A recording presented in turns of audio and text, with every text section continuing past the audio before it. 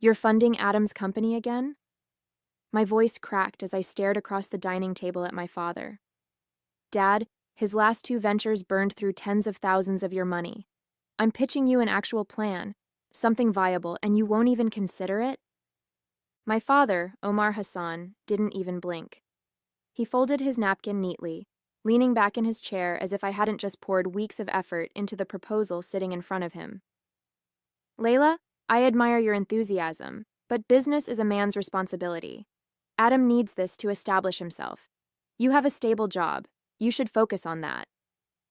The words stung more than I wanted to admit. My brother Adam was staring at his phone, barely paying attention. He didn't even move at my father's dismissive tone. Why would he? He'd heard it before, always directed at me. My name is Layla Hassan, and I'm 30 years old. For as long as I can remember, I've wanted to start my own business. I've always been the ambitious one, the planner, the one who researched ideas late into the night and woke up with new ones buzzing in my head. It wasn't just a dream, it was my calling. Growing up, I'd watched my father build his own business from scratch, a logistics company that became the backbone of our family's stability. I admired his work ethic and his tenacity, but most of all, I admired the way he made something out of nothing. I wanted to follow in his footsteps, but it was clear early on that he didn't see me as a successor. For him, Adam was the heir apparent. Despite my older brother's lack of drive, my father saw him as the natural choice. Adam had tried and failed at several ventures by now, an e-commerce site, a failed app, and a short-lived marketing agency. Each time my father had written the checks and made excuses for his failures. Adam just needs to find his footing, he'd say. It's all part of the process. But when it came to me, there were no excuses, no second chances. My entrepreneurial aspirations were brushed aside as impractical or unimportant. You're better off staying in your job, he'd tell me. It's secure, and you're good at it. He wasn't wrong. I was good at my job. I'd worked my way up to a mid-level role in finance, managing complex budgets and analyzing market trends. But it wasn't enough. I wanted something of my own, something I could build and nurture. And now, staring at my father's calm, unyielding face, I realized he'd never see that in me. Dad, this is a mistake, I said, trying to keep my voice steady. You're giving Adam another shot at something he's not ready for. Meanwhile, I've spent months developing this plan. It's low risk and scalable. You could have returns within the first year. My father shook his head. Layla, it's not about risk. It's about opportunity. Adam needs this. And I don't? I snapped, the frustration boiling over. Why does he deserve a chance, but I don't? Is it because I'm not good enough or because I'm not... Enough, my father interrupted, his tone sharp. This discussion is over. I stood there for a moment, my chest tight and my hands trembling. Then I pushed back my chair and left the table without another word. That night, I sat in my tiny apartment, staring at the proposal I'd spent weeks perfecting. It wasn't just a plan, it was a piece of me. I'd envisioned a boutique consultancy that offered financial planning and strategy for small businesses, combining my passion for numbers with my desire to help others succeed. I'd identified a niche market, created detailed projections, and even mapped out a marketing strategy. And my father had dismissed it without a second glance. I wanted to cry, but instead I opened my laptop. If my father wouldn't back me, I'd figure out another way. I didn't have his resources, but I had my skills, my determination, and my savings. It wasn't much, barely enough to cover the basics, but it was a start. I wasn't going to let his doubts stop me. The next morning, I called Yasmin, my best friend and the only person who'd supported my entrepreneurial dreams from the beginning. I'm going to do it, I told her, my voice shaky but resolute. I'm starting the business. Yes, she exclaimed, her enthusiasm like a balm for my battered confidence. I'm so proud of you, Layla. You're going to crush this. I don't know about crushing it, I said with a weak laugh. But I'm going to try. I can't let him win. I can't let him be right about me. He's not right about you, Yasmin said firmly. He's stuck in the past. This isn't about proving him wrong. It's about proving yourself right. Her words stayed with me all day. I didn't need my father's approval to succeed. I just needed to believe in myself. Starting the business was harder than I expected, and I already knew it wouldn't be easy. I drained most of my savings on registration fees, a basic website, and the cheapest laptop that could run the accounting software I needed. My dining table became my office, and every spare minute outside my day job went into building the foundation of my company. My first hurdle was finding clients. I scoured online forums, cold emailed small businesses, and even went door to door in local shopping districts, handing out flyers I'd designed myself. Most of the time, people were polite but non-committal. "We'll think about it," they'd say, or "maybe next quarter." I tried not to let the rejections get to me, but it was hard not to feel like I was in over my head. At night, I'd lie in bed replaying my father's words. Focus on your stable job. Some nights, I almost believed he was right. "Layla, you need to stop beating yourself up," Yasmin said one evening as we sat in my apartment, brainstorming ways to get my name out there. "This is how it goes at the start. You're planting seeds. They'll grow. You just need to give it time." Yasmin had become my biggest cheerleader and unofficial business partner. She worked as a graphic designer, and when I told her about my idea, she immediately offered to help with branding. She designed a logo, spruced up my website, and created sleek, professional-looking brochures that made my little operation feel more legitimate. "I don't know what I'd do without you," I said, watching her tweak a design on her tablet. "You'd figure it out," she replied with a smile. "But lucky for you, you don't have to." With her help, I revamped my marketing approach. Instead of casting a wide net, I focused on businesses in my community, boutiques, cafes, and other small operations that were struggling to stay afloat. I offered free consultations to get my foot in the door, and though it meant more work with no immediate payoff, it started to pay dividends. One client led to another, and soon I had a small but steady stream of business. Meanwhile, my family's skepticism hung over me like a dark cloud.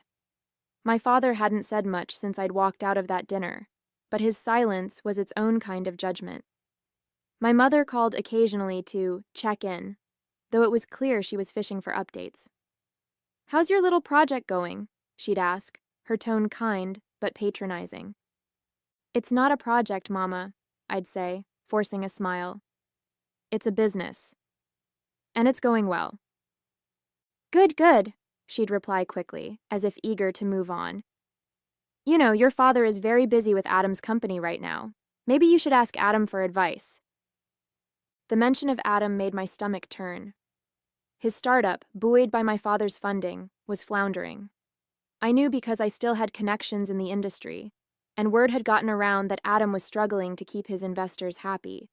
Yet my father continued to throw money at him, insisting he just needed more time. One afternoon, I ran into Adam at a coffee shop near my apartment. He was sitting at a table, typing furiously on his laptop, his face a mask of frustration. "Hey," I said, approaching cautiously. "How's it going?" He looked up, startled. "Layla, what are you doing here?" "I live around the corner," I said, gesturing toward the window. "How's the company?" He hesitated, his eyes darting back to his screen. "It's fine. Just a lot of moving parts, you know?" "Right," I said, not pressing further.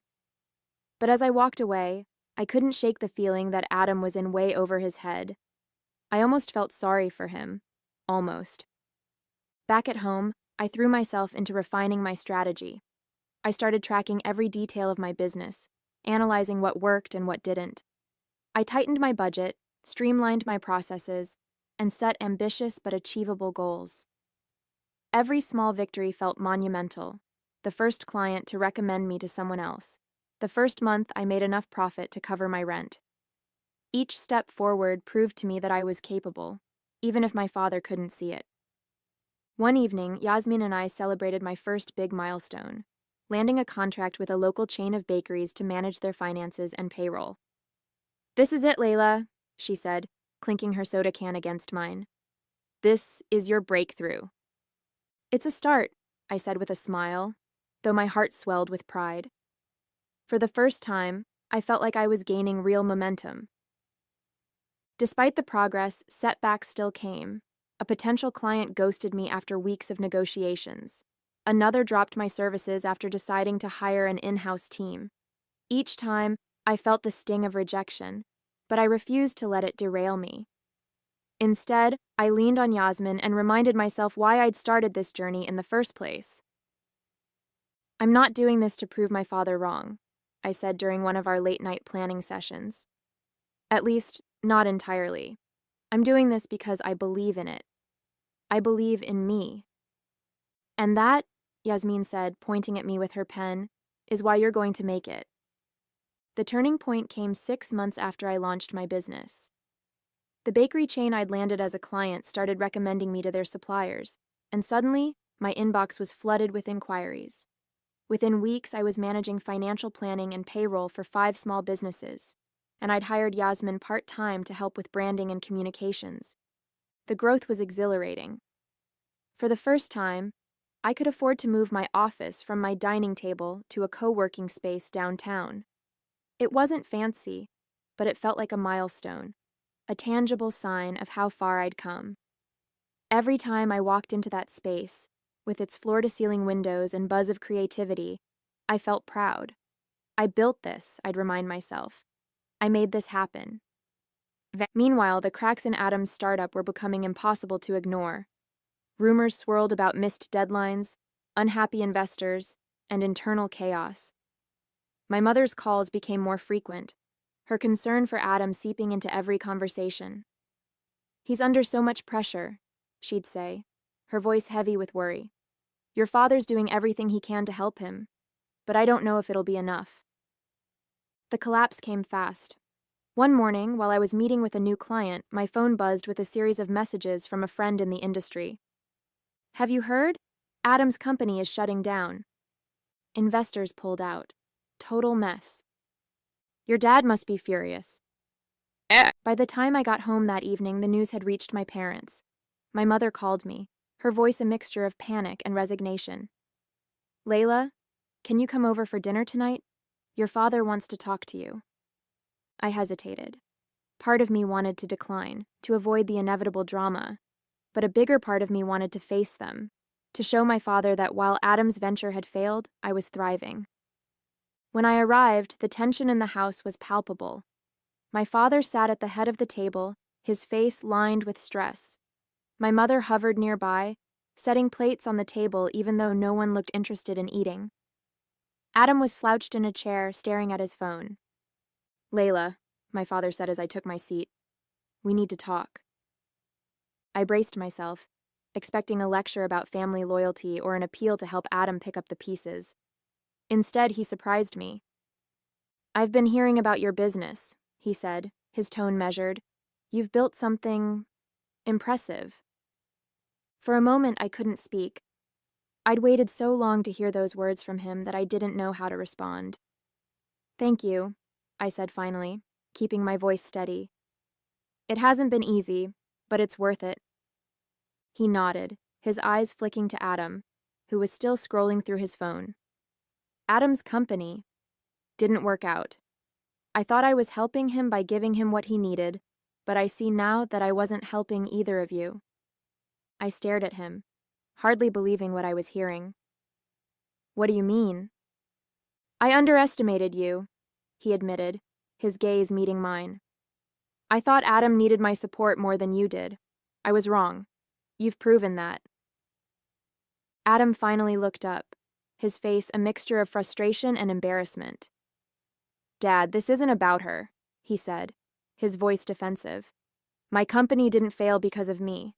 The investors—" "Enough, Adam," my father said sharply. "You're not a failure, but you weren't ready. Layla was." The room fell silent.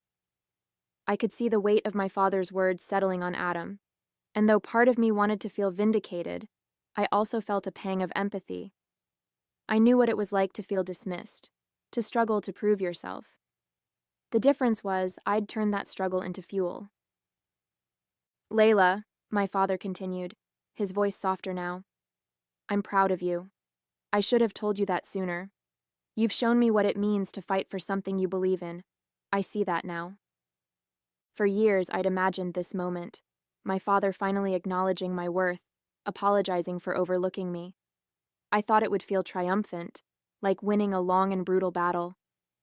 But in that moment, I didn't feel like I'd won anything. I felt something deeper. Peace. Thank you, Dad, I said, my voice steady. I didn't do this to prove you wrong. I did it because I knew I could. And I hope now you can see that too. He nodded, his expression heavy with a mix of regret and pride. I do, he said simply. That evening, as I left my parents' house, I felt a sense of closure I hadn't expected. My father's words couldn't undo the years of doubt, but they were a start. More importantly, they weren't the validation I needed anymore. I'd found that on my own. The weeks following that dinner were quieter than I expected. My father didn't bring up Adam's failed startup again, but the tension between them seemed to ease. Adam still carried the weight of disappointment, but he began asking me questions about my business, questions I never imagined he'd ask. One evening, he called me out of the blue. Layla, he started, sounding hesitant. How do you manage your client relationships? Like, what keeps them coming back? I almost dropped my phone. Are you asking for advice? Yeah, he admitted. I mean, clearly you're doing something right. I don't want to make the same mistakes again. For a moment, I wasn't sure how to respond. Part of me wanted to bask in the irony, my brother, the golden child, asking me for guidance. But I could hear the sincerity in his voice, and it reminded me of how much I'd wanted that same validation not long ago. It's about trust, I said finally. You can have the best product or service in the world, but if your clients don't trust you to deliver, none of it matters. You have to show them you're invested in their success. Huh, Adam said thoughtfully. That makes sense. Thanks, Layla. The call ended, but it stayed with me. Adam's humility, though tentative, was a sign of growth I hadn't expected. My father, too, began to change. He stopped referring to my business as a project and started asking real questions about my clients, my strategies, and my long-term goals. He even offered to connect me with a few of his old contacts, though I politely declined. I wasn't ready to mix family and business again, not yet. Still, his support meant something. One afternoon, he visited my office for the first time. It was a modest co-working space, nothing like the sprawling headquarters he used to run, but he seemed genuinely impressed. You've built something remarkable here, he said, looking around. I'm proud of you, Layla. I smiled, the words warming a part of me I hadn't realized was still tender. Thank you, Dad. That means a lot. But the biggest change was within me. For years, I'd tied my worth to my father's approval, waiting for him to see me as capable. Now I realized I didn't need his validation or anyone else's. My confidence came from knowing what I'd accomplished, from the risks I'd taken and the lessons I'd learned along the way. Running a business wasn't just about profit margins or client retention. It was about resilience, creativity, and believing in yourself even when no one else does. And I'd proven to myself that I could do it. One evening, as I sat in my office wrapping up for the day, I looked out at the city lights and thought about how far I'd come. My family dynamics were shifting, slowly but surely. My father and brother were learning to see me not as the underestimated daughter or sibling, but as someone who could stand on her own. And more importantly, I was learning to see myself that way too. The journey wasn't over. I still had goals to achieve, clients to win, and challenges to overcome. But for the first time, I felt truly independent, truly capable. This was my life, and I was living it on my own terms. 6 months later, my business had grown beyond anything I could have imagined. What started as a one-woman operation at my dining table had become a small but thriving consultancy. I'd hired 2 part-time employees to help manage the workload, and Yasmin had officially joined as my creative director. Together, we were helping small businesses turn their finances around, one spreadsheet and strategy at a time. One of my proudest moments came when a regional business magazine featured me in an article about emerging entrepreneurs. They called my company a shining example of grassroots success, and when the article was published, I sent a copy to my parents. My mother called immediately, her voice brimming with pride. "Layla, this is incredible. Your father's already framed it for his office." The thought of my father proudly displaying an article about my business was almost surreal. For years, I'd wanted nothing more than for him to see me this way, as someone capable and deserving of his respect. And now I'd earned that respect not because he handed it to me, but because I proved it to myself. At family dinners, things felt different. My father asked thoughtful questions about my work, genuinely interested in my answers. Adam, too, seemed to have turned a corner. He'd started working for a marketing firm, finally finding his footing in a structured environment where his creativity could shine. There was no longer an air of competition between us, only mutual respect. "Layla," Adam said one evening as we cleared the table, "you're doing something amazing. I'm proud of you." "Thanks, Adam," I replied, the sincerity of his words settling warmly in my chest. "That means a lot." He grinned. "But don't think I won't steal some of your ideas for my next project." "Only if you pay me consulting fees," I shot back, laughing. The biggest change, though, was within me. Running my business had taught me more than just the mechanics of entrepreneurship. It had shown me the power of perseverance and self-belief. I no longer doubted my place at the table or felt the need to justify my ambitions. I was living proof that success wasn't about who got the first chance. It was about who made the most of it. One afternoon, I stood in my office looking out at the bustling street below. My father's voice echoed in my mind, not the dismissive tone from that dinner months ago, but the proud words he'd spoken more recently. "You've built something remarkable." For so long I'd waited for his approval, but now I realized it wasn't what defined me. I defined me. As I locked up the office and headed home, I felt a deep sense of peace.